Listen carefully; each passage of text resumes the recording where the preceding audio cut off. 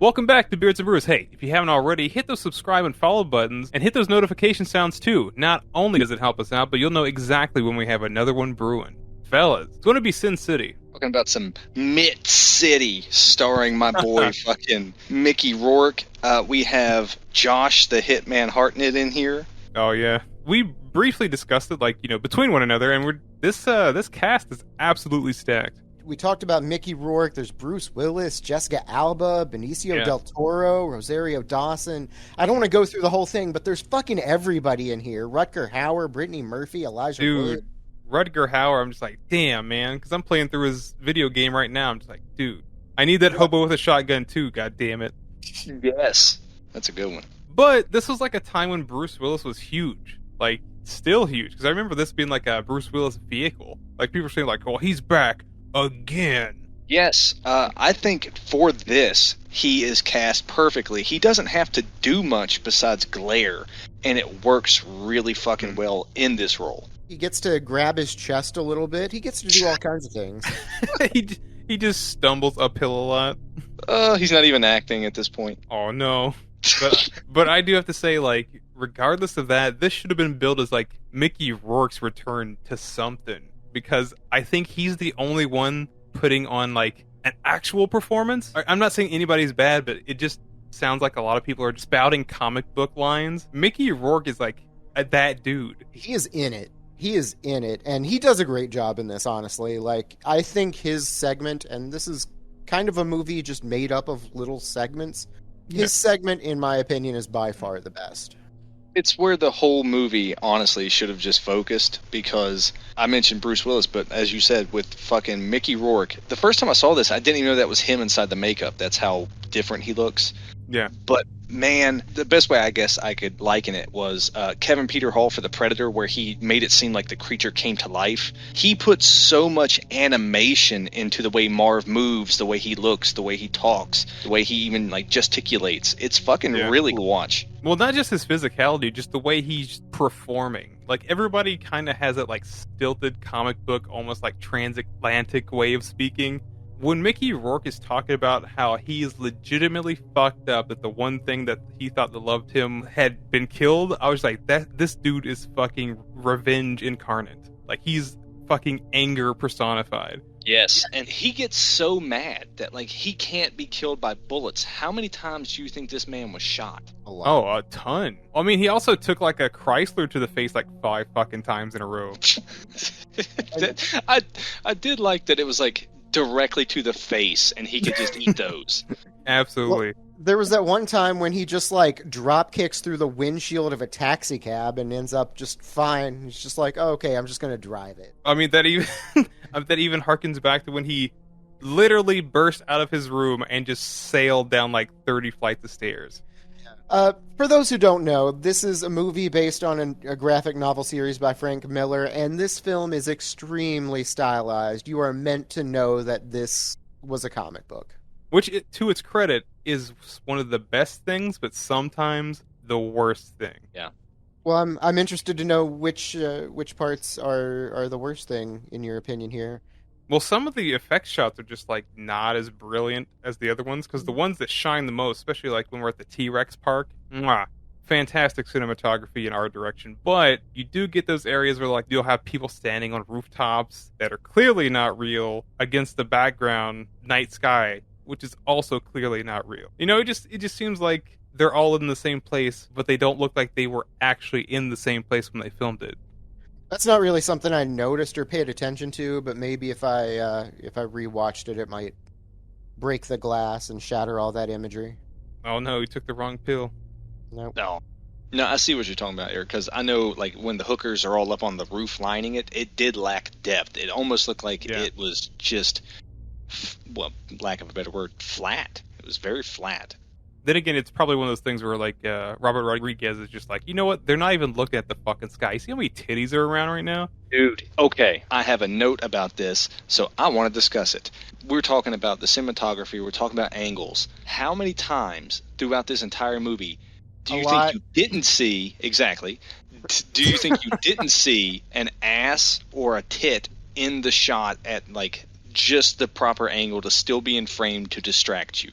Oh, Yeah. every opportunity, even in like the cartoony comic book style intro where they had like Jessica Alba's character kind of float by, and it's just like all ass. Yes. Yeah, like the first time we actually meet grown-up Nancy Callahan and Jessica Alba's character, it's just like close up of her torso. It's like, is this still Jessica? I assume it is, but like, is there a face? Okay, there it is. All right. Yeah, it's such a long-winded shot. You're just like, is this what it's like to chew five gum? I don't know. I'm not complaining, but like, come on, is this filmmaking? If I had to pick a scene that did that for me, it was whenever Clive Owen was standing on the windowsill outside, and she comes rushing over to look out.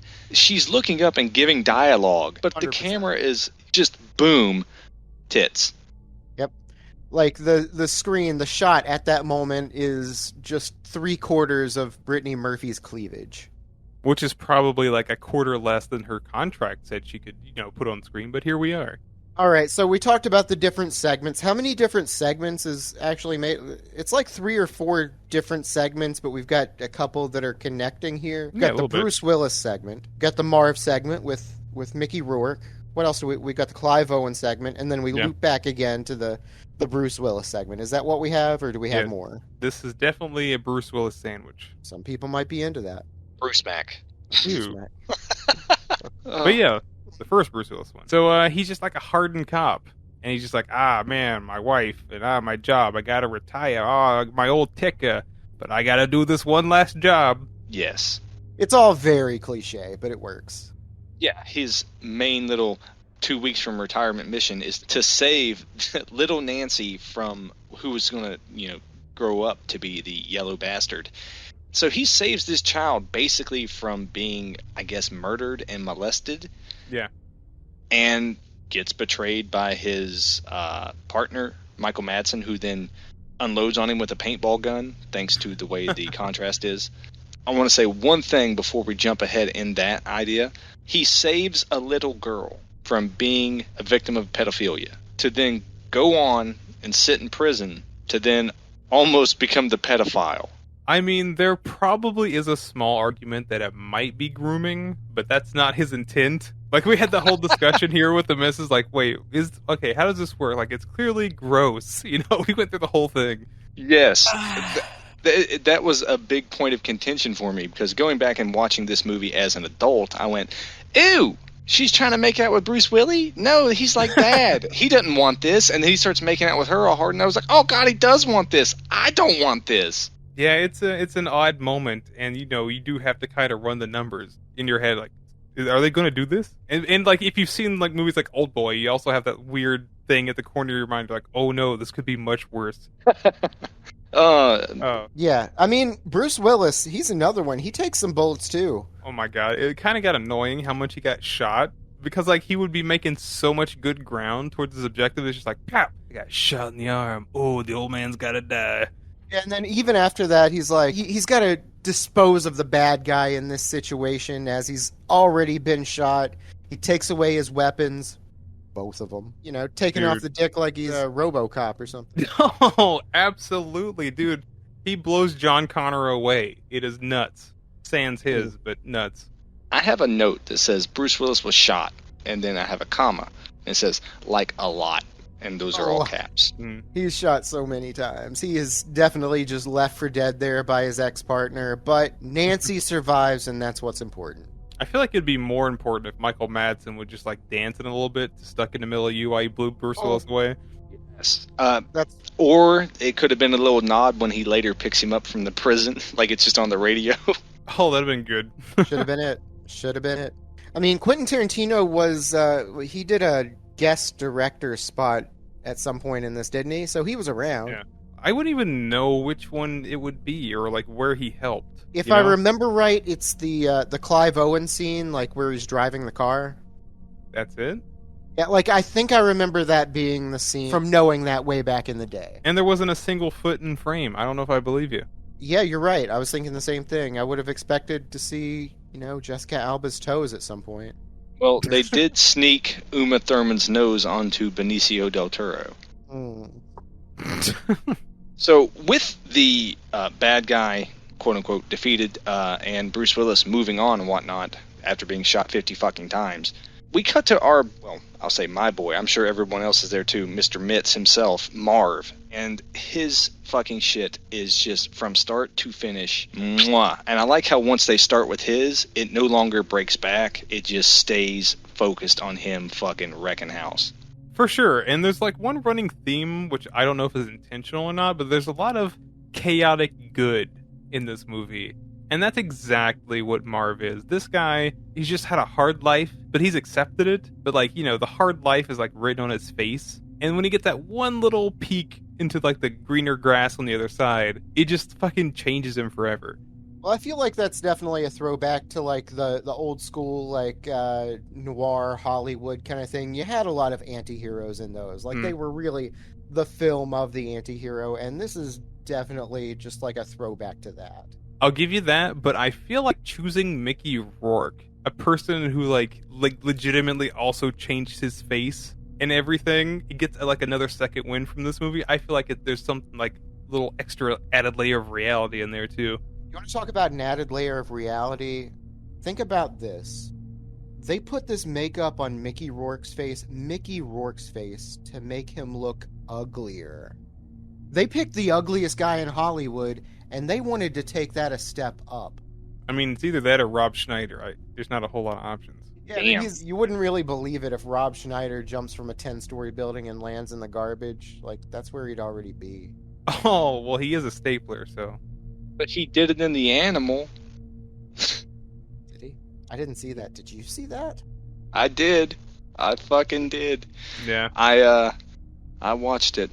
It's not a proud moment.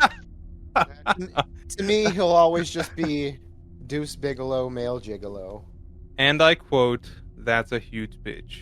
End quote. That's a huge bitch. I did, jumping back to Sin City, I did really enjoy that this is our first taste of color. Like, we get the angel presented in full color. There she is with her beautiful blonde hair, her luscious red lips, and her dress and all that stuff. And it's really neat because Marv is still depicted in black and white as his life is still dull, ho-hum, but she's this shining thing in his life. Fucking really cool. Yeah, she's very radiant, like you said, angel-like. And they go this whole thing where they just like screw for hours or whatever, and they fall asleep and embrace, like, oh, he finally found that one nugget of life to like live for. And in the strangest way, like someone comes in to kill her, but I know like it goes with the killer's character, who may or may not be Frodo. But it just seems so odd, right? Like, it's just like a light switch. She's just dead. Yeah.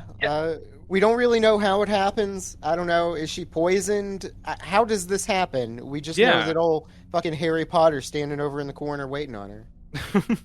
Tobey Maguire / Elijah Woods / fucking Daniel Radcliffe. Oh shit, it's Dark Peter Parker from Spider-Man 3. Dark Peter Parker. He's just fucking emo dancing during her to death. Oh no!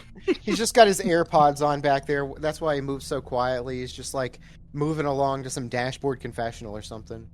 Sneaks up on her, whispers in her ear, "It's pizza time." Yeah. I forgot where that was my problem. Fucking Marv over there, just dead to the world. I mean, he had his O, so he's done. He's like, oh, I'm Mickey Rourke. I don't know why I sound like Sylvester Stallone. Oh. Hey, I just need some pineapple juice and a nap. I'm ready to go again.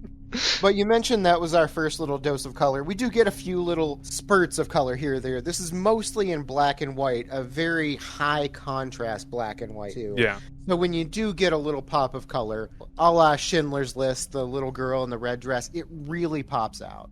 Mickey Rourke has to be on it because he fucking goes diving out of what do you think that is? About 6-7 stories after he realizes that he's been set up. It was bullshit. All of it. The hookah, the bed, her orgasm. But he shakes it off immediately.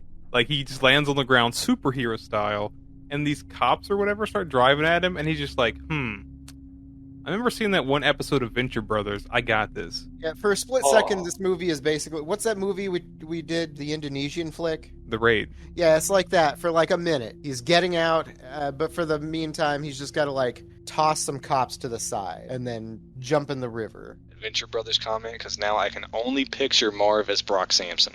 Yeah, he just like perfectly gets in his own car. Dude, yes, 100%. We get to see some nonsense with him swimming through some tunnels that were never told are there, but, tunnels take you wherever you want to go. Hey. And it's a warp zone. Oh, god damn it. Yes. He warps to wherever the fuck he warps to because that place has max pain pills that he can just fucking pop like candy. Oh, yeah, boy. for sure. But the first thing we get, before we get to the max pain pills, he actually goes back to his parole officer's apartment, and his parole officer just happens to be absolutely stacked.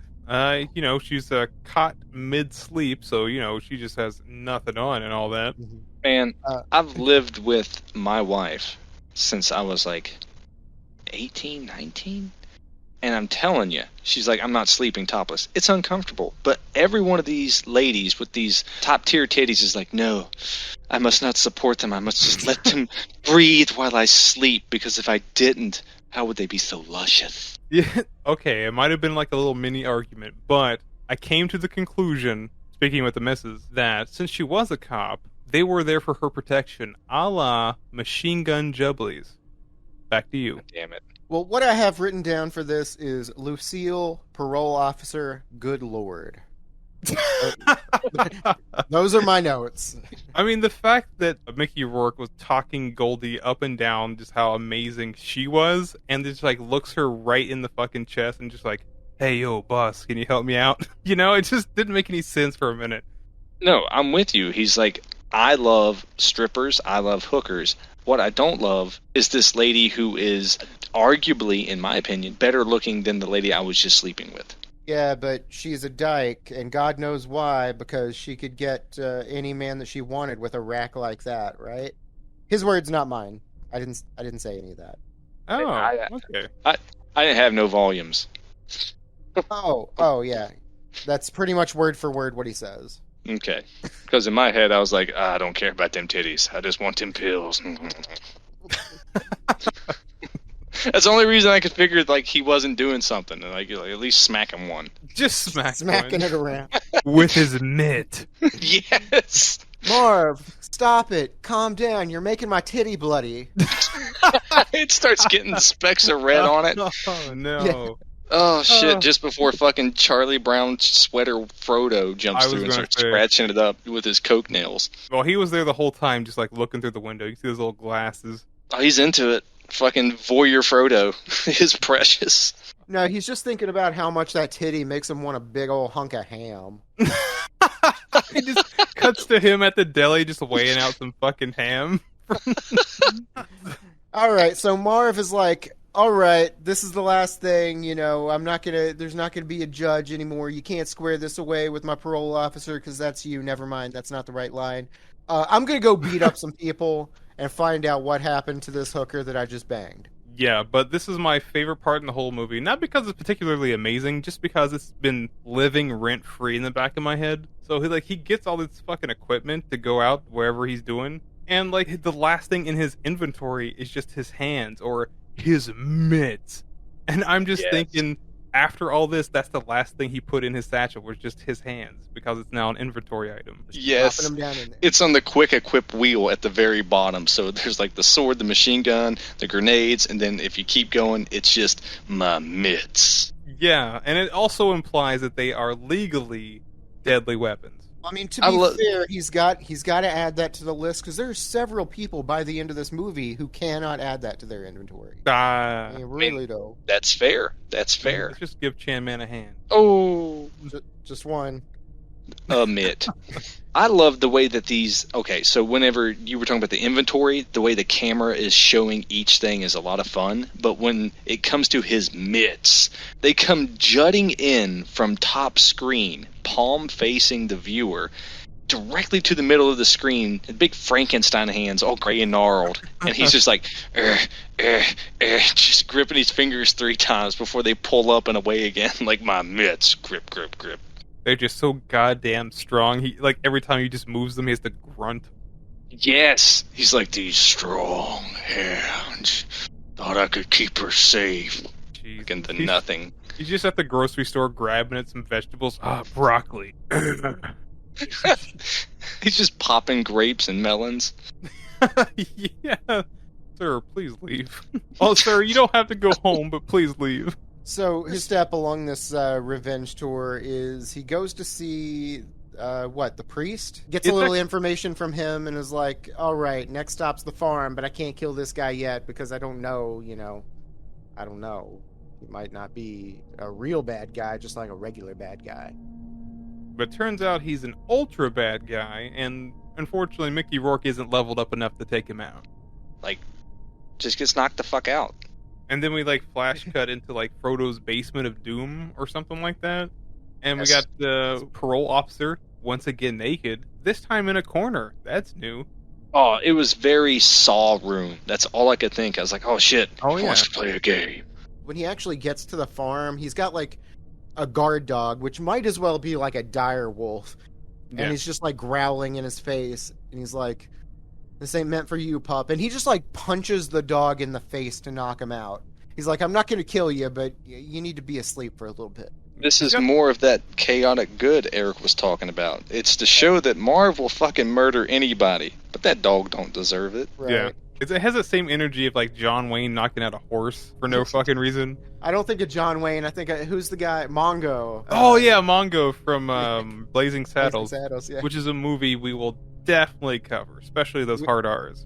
We have to at some point. But yeah, Marv takes a sledgehammer to the face, ends up in the Saw room with this parole officer who, she got her titties hanging out again, but only one arm. Actually, this whole thing just doesn't make any sense. How did she get there so fast, and how did she get her hand eated so quickly? This whole thing, provided that Mickey Rourke was knocked out long enough, maybe, but it just doesn't seem... I don't know. The more I think about it, the less it makes sense. It's still nighttime, unless it's a different night. It's the same night, because Frodo was still just chilling wearing that same sweater. Yeah. That's his killing sweater. Puts that shit on to get in the mood. Yeah, it's okay. He just doesn't sweat. Oh, he's like, if in my sweater, I don't sweat it. Anyway, so Frodo, this guy, if we haven't explicitly said it, he's a cannibal. He likes to eat people. And Lucille has mentioned, he made me watch him eat the meat off of my own fingers. So this guy's he's kind of freaky. Kind of freaky. The dude is some super level ninja or whatever. He makes no sound. He probably doesn't even have a scent. I don't know. He's smells like you because he eating you. Oh, okay. I was like, Old Spice? I was like, where's he going here? Yeah, but next thing we know, Marv starts to escape. A car pulls up. Oh, yeah. And they yell, Kevin! That's a serial killer's name, right? Kevin! And he sort of scurries over there and hops in just in time for the SWAT team to show up. Dude, scurry is the best word.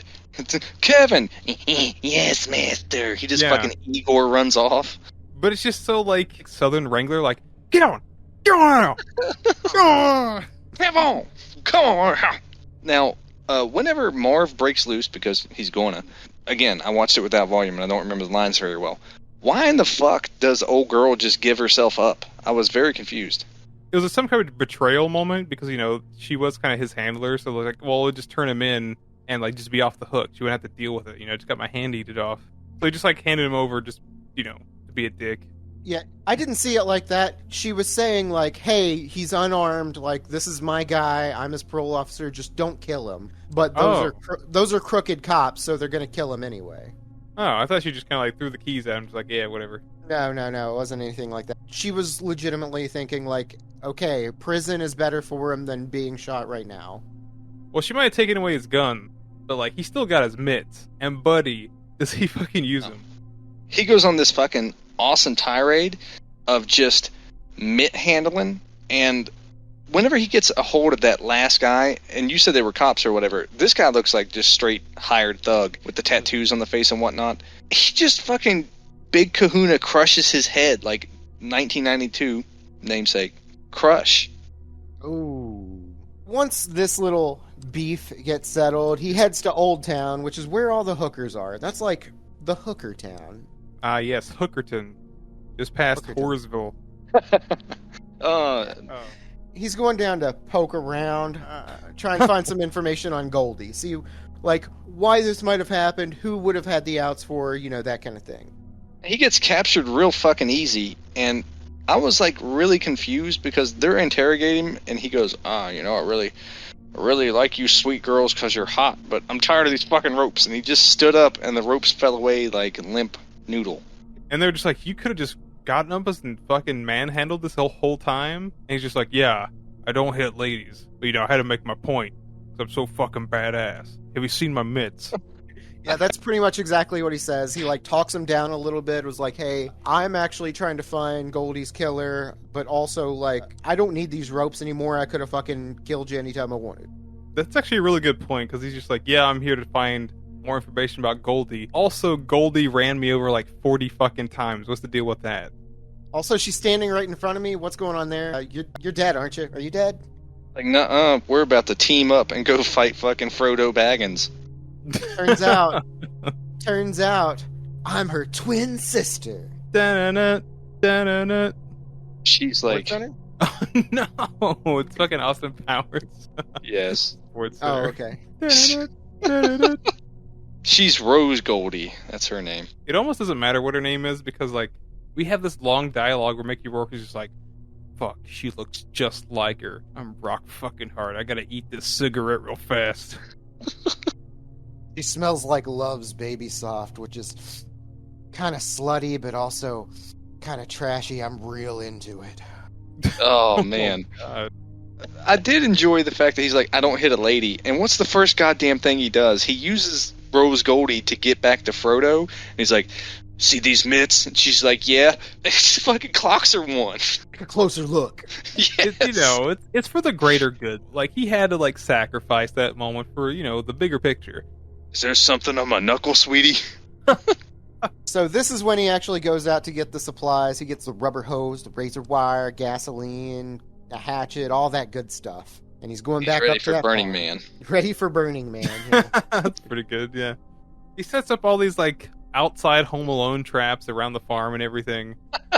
And like Elijah Wood just like sitting inside, just like being there. Just sitting there, like being real creepy. Who just sits there? The camera work frames it really well, too, because it's him sitting in his house, and the glasses are always reflective, so you can never see anything. They're just super shiny white. And over his shoulder in the background, through the window, is Marv just out there being like, I'm gonna put fucking razor wire here, so when he comes outside, he trips, and then I'm gonna get that fucking sweater. It's a nice sweater. It'd be a shame if somebody took it. Exactly. I totally forgot what he did to provoke him out of the house. But I think it boiled down to something like Mickey Rourke saying like, hey, gay guy say what? And then Elijah Wood says what? He's like, oh shit, no. Jumps out the window. Oh man, I could have swore it was Sam out there like, Mr. Frodo, help me, he's got me. It's not as cool as I remember it being, but it still has the best payoff, because the whole time you see Mickey Rourke put on handcuffs, because he knows that this kid's fast, he's going to fuck him up. He's Spider-Man, basically. And he's like getting fucked up, clicks on the handcuff and goes, let's see you jump around now, bitch. And he spits out a bunch of blood and then goes to work on him. He tries to hop around, it's just like, nope, I can't do that no more. Oh no, I'm going to die.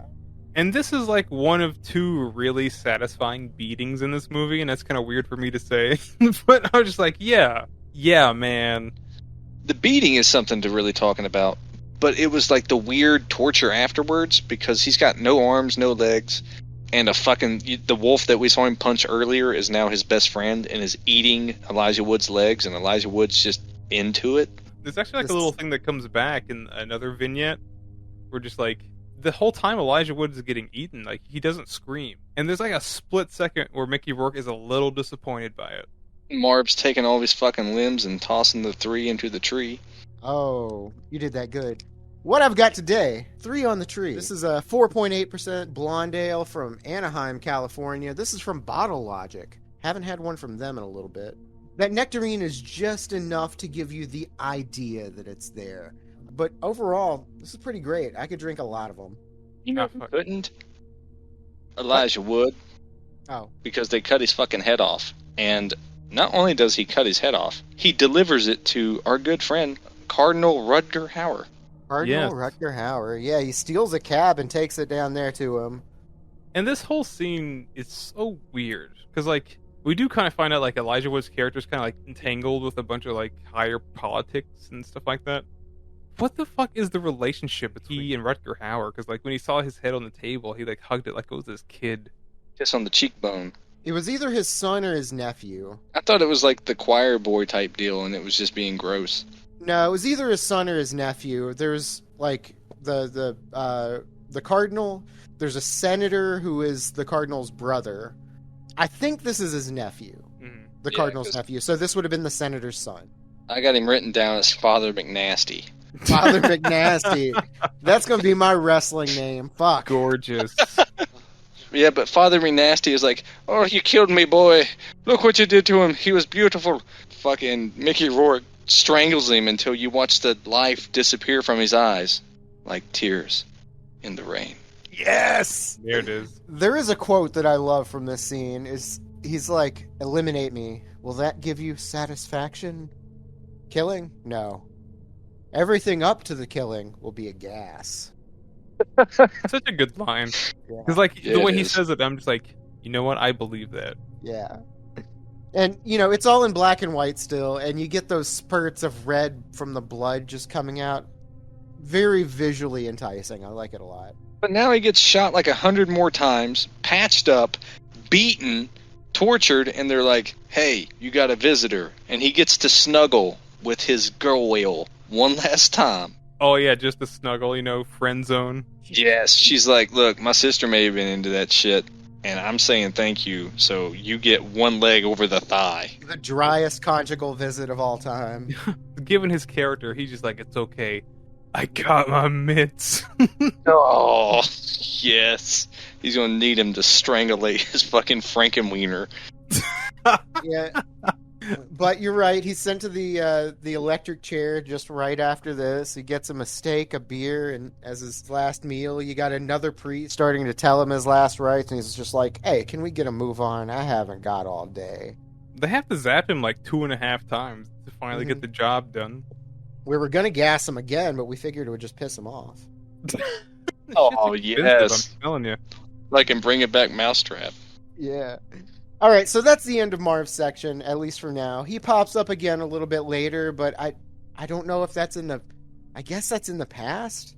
Yeah, I don't know. The timeline of events here is kind of weird, because we go from the past to the future, but the future is still the past, given this segment. I don't know, it's weird. Let's move on to Brittany Murphy. Yeah, the future is now, old man. Yes, and who's in the future? We got our good friend Benicio del Toro and fucking Clive Bonin, because that's all he's doing is fucking getting hookers. Dude, fucking Clive Owen in this movie is such a trip. Like, if Mickey Rourke is chaotic good, I don't know, Clive Owen just has this, like, fucking really absurdly assertive charisma, if that makes sense. The way that he can deliver his fucking one-liners so dry that they don't land makes them land. That's an interesting way of putting it, but you're kind of right. Like when Benicio del Toro actually and his crew actually end up in the apartment, Benicio goes to take a piss or something. Clive Owen's hiding in the bathtub, and I don't remember what he says, but he's got a hell of a line going on right there. He's just so aggressively intimidating for no reason. It's kind of hilarious. Yeah, he's very dry in all the things he does, especially whenever... Okay, so Benicio's like, come on, baby, let me in. Look at me. I got this new nose. And she's like, your nose is ugly. I got Clive Owen's nose, and it's beautiful. And Clive Owen's like, I'm going to go take a shit. Just wanders off into the bathroom. Oh, like a Rick and Morty, just burp. Gotta go take a shit. Yes, 100%. And he hides like the Ninja Turtles in the fucking shower as Benicio's like, baby, I'm gonna go pee and then I'm gonna come back and rape and or murder you, perhaps not in that order.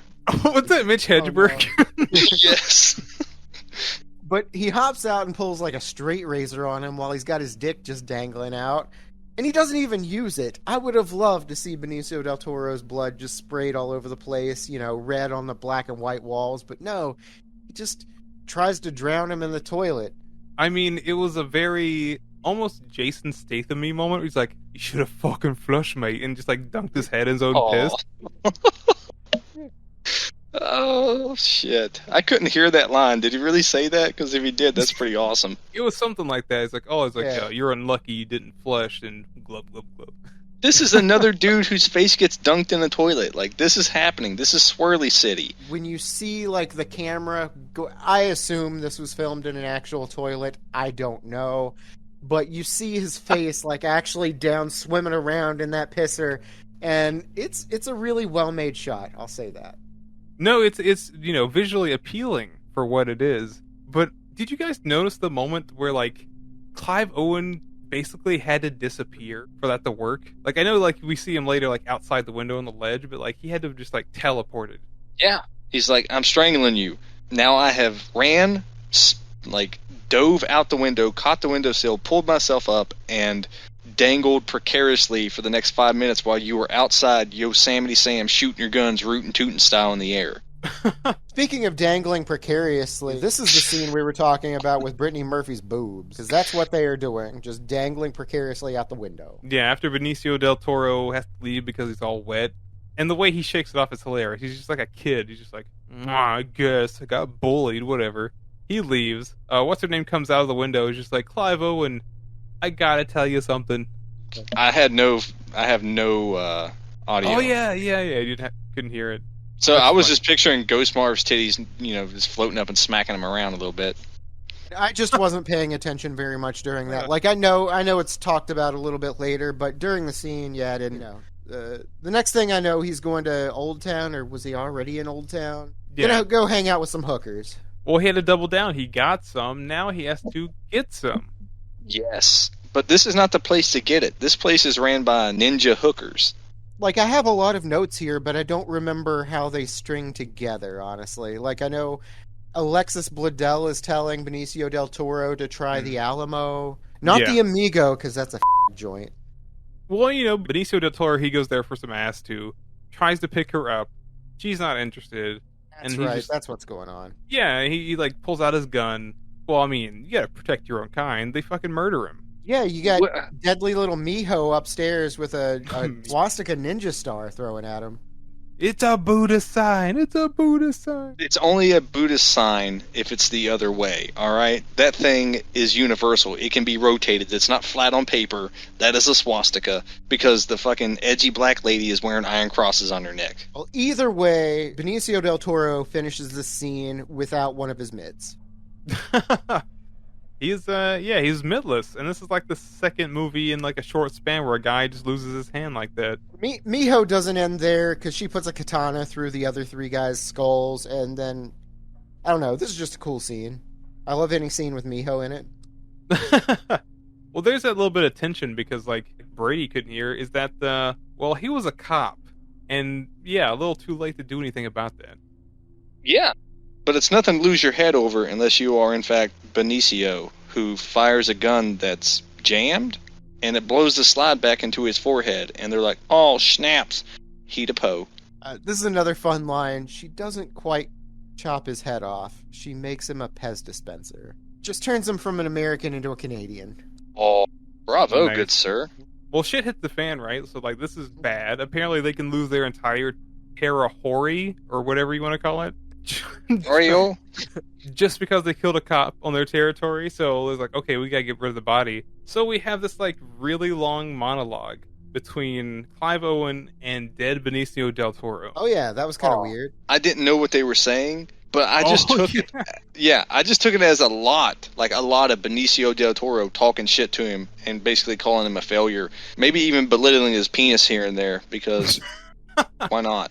That's pretty close, actually. Basically what happens here is so he's like, if the cops find that we have a dead cop here, then they're going to invade us and we're not going to have our autonomy anymore for this little hooker state that we have. So we got to get rid of these bodies. I'm going to take these to the tar pits. And that's what he does. But he's intercepted. He's Yes. shot in the chest immediately. And you have that feeling of just like, oh, well, that happened. We're talking about the La Brea tar pit sniper? Yeah, just fucking sniper wolf in the middle of nowhere. It made no fucking sense. Like, they're just there waiting on him. Like, how'd they know? But whatever. I'm fine with it because it turns out to be a lot of fun. Because they're like, oh, we shot him. Oh, no, he's shooting us. And It's almost like badge. It's almost just like a distraction because that's happening so Michael Clark Duncan can rough up Rosario Dawson and just punch her in a chair. That's right. Dude, Michael Clark Duncan is in this movie for one scene. I could not remember if it was Michael Clark Duncan or Michael Duncan Clark, so I just wrote Bear from Armageddon gets hosed. A white horse? Oh, sorry. But he's supposed to be like this big like police captain or something, right? But like a crooked police captain. You can tell because like one of his eyes is like the Millennium Eye from Yu-Gi-Oh. That I don't know, but yeah, he's got one real fucky eye. Yeah, someone got their shooter marble lodged in there. Yep. Now, did you guys notice that these generic bad guys at the La Brea Tar Pits, the female one, looks just like a cosplay of Sarah Connor? Yeah, I saw that for sure. The only thing I noticed about these folks is that they are IRA mercenaries for some reason. I don't know. This is about on par with like 300 just randomly having some Chinese magicians. Sure, why not? What? Look, they got the fatigues, they got the guns, they're just goons. Whatever. Smoking aces all over again. Just throw some baddies out there and see which ones work out. Right, yeah. Well, you got the ones that don't really work out, like the two pump chumps. But you have that like one bald dude that's hanging out with like Michael Clark Duncan and gets like an arrow through the chest, and he's like the most witty guy on the floor. I love that guy. He was from Smoking Aces. Was he really? Yeah, he was the assassin guy with the masks. Oh, okay, yeah, all right. Very sassy man to be shot through the spine like that. Yeah, Miho is up there, shoots an arrow through his chest, and he's just like, hey, look at this. It's all the way through my chest. That's fucking weird, isn't it? Guys, look at this. But I felt the pain as like people were leaving the room. He's like, guys, should I see a doctor for this? Guys, you gotta get this thing out. Come on, guys, where you going?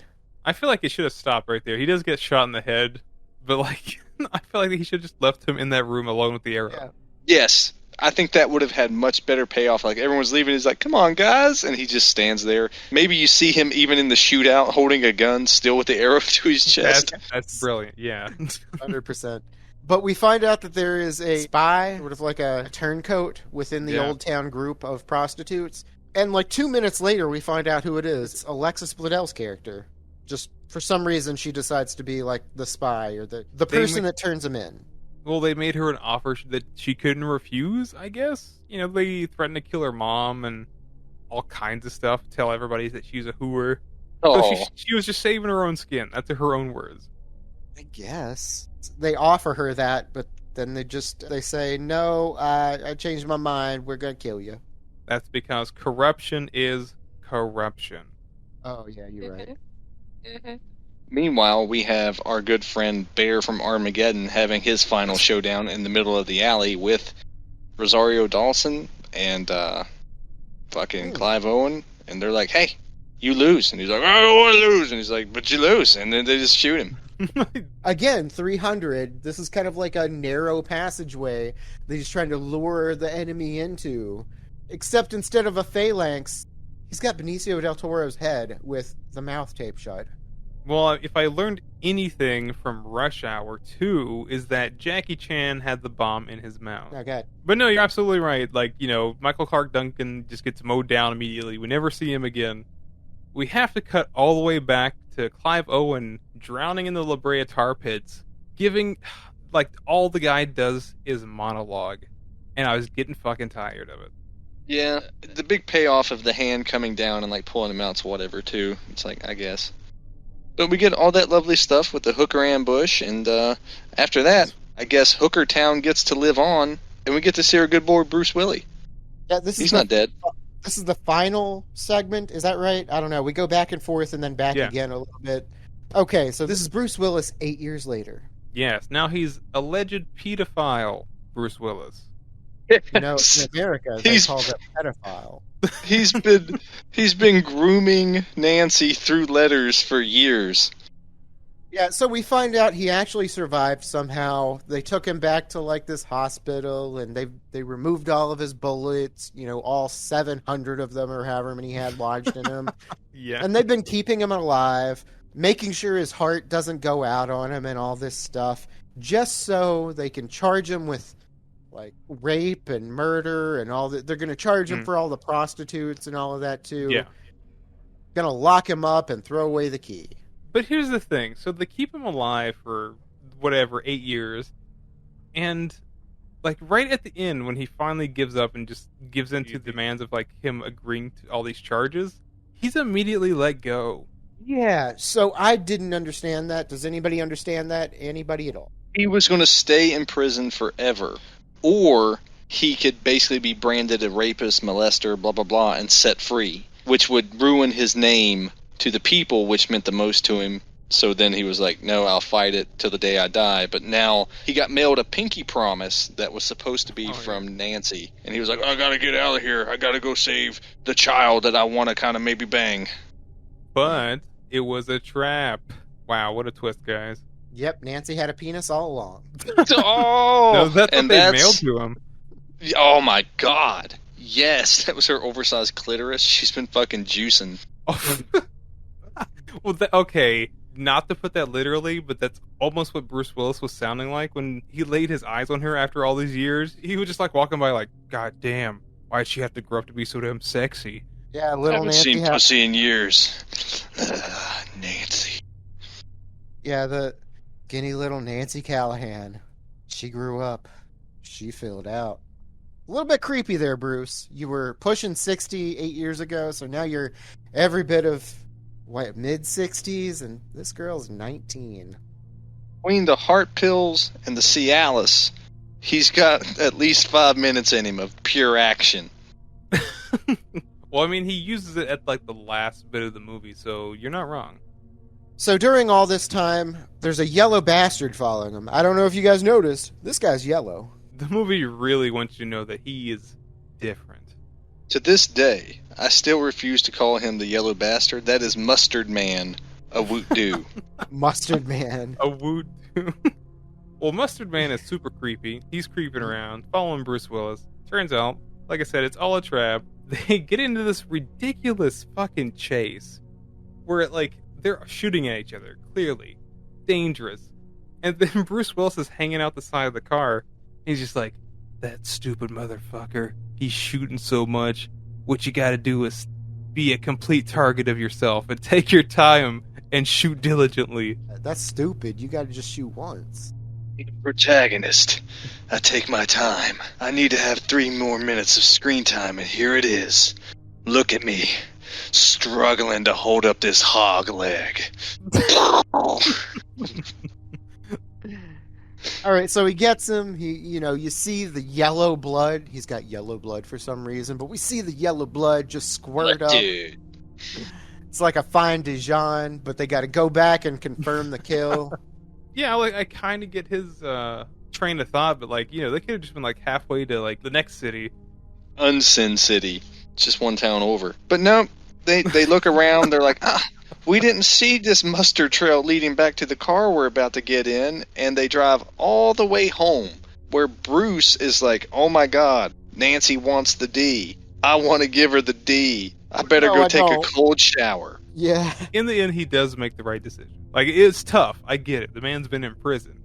But, he made the right decision. Is that the right decision? Because if I was making that decision, I'd be pounding her out.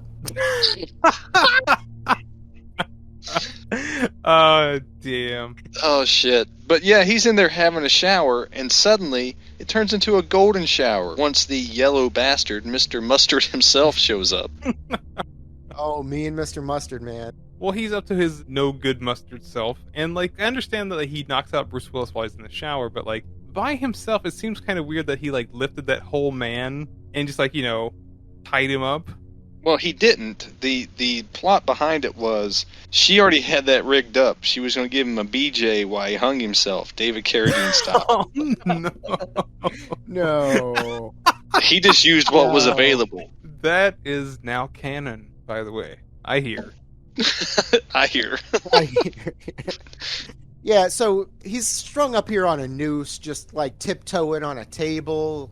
But, one last gasp, breaks out, busts through a window, cuts the rope.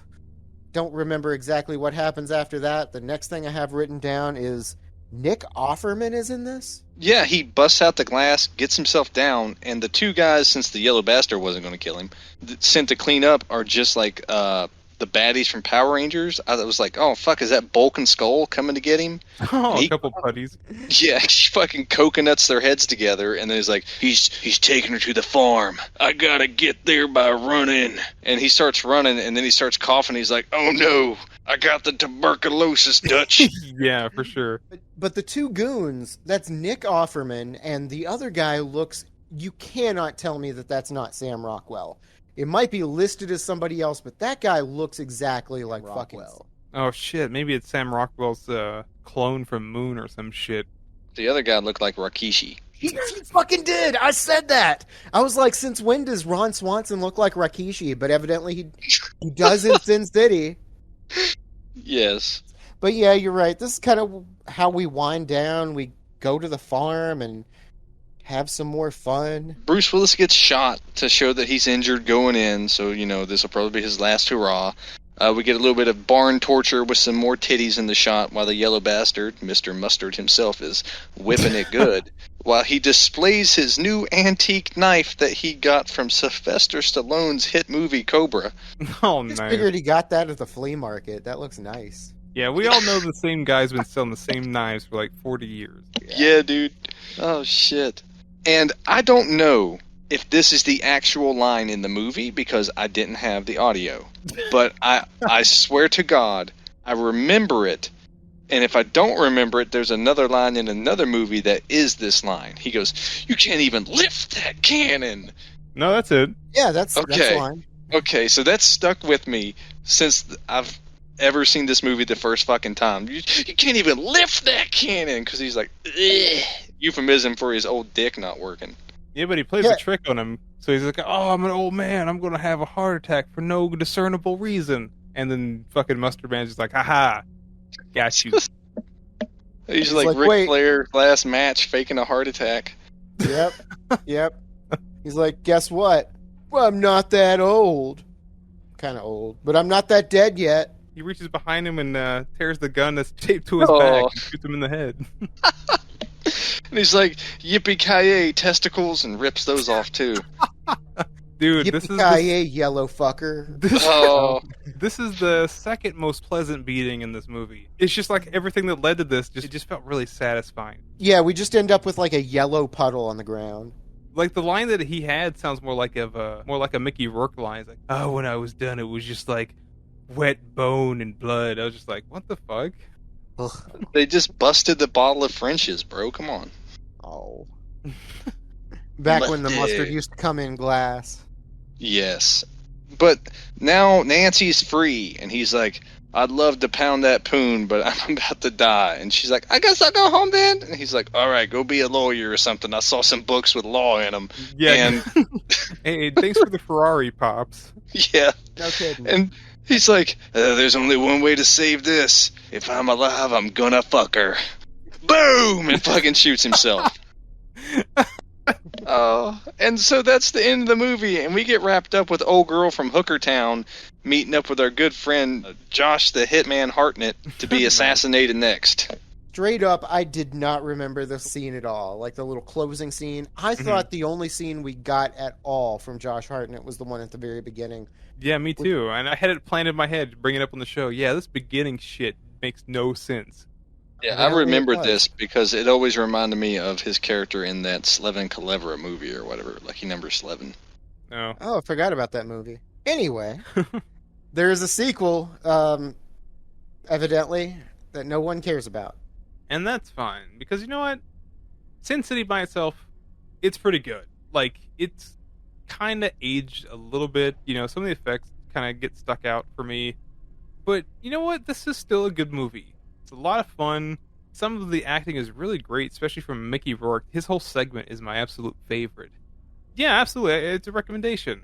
Yeah, it still holds up.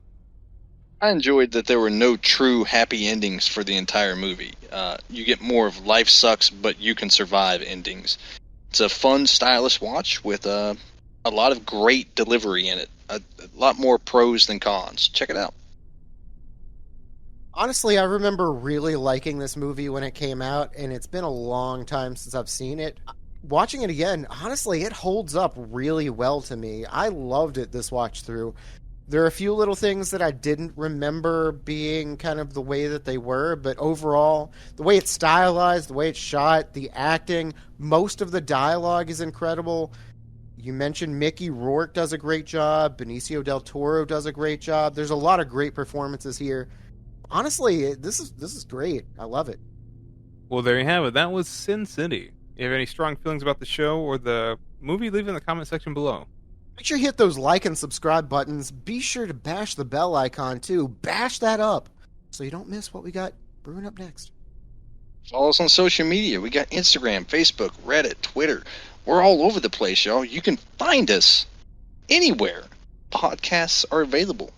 Give us a shot. I think we're kind of funny sometimes. If you think we're kind of funny, throw in the comments. Maybe say that you want us to not rip your junk off and beat you into a puddle.